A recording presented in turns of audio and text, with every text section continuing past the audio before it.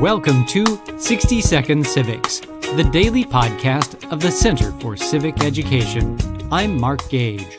It took a civil war and an amendment to the Constitution to define national citizenship.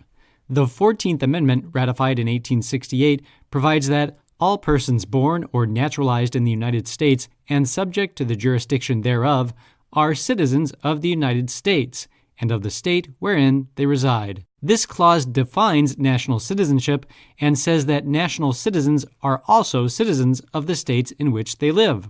As citizens of both the United States and the states in which they reside, citizens have authority over and responsibility for the proper functioning of their state and local governments as well as the national government.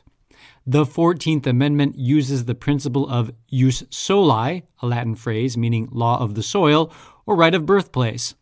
This means that any child born in the United States is a citizen of the United States, even if the child's parents are not citizens, which includes persons who are merely visiting the country. Congress has declared that the soil of the United States includes Puerto Rico, Guam, the Virgin Islands, and the Northern Mariana Islands. The tension between national unity and some degree of state sovereignty remains even today as Americans continue to negotiate the meaning of the country's unique system of federalism.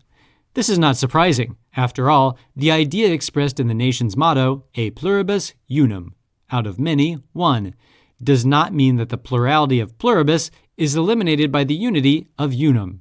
Rather, the two live side by side, finding a degree of unity within diversity.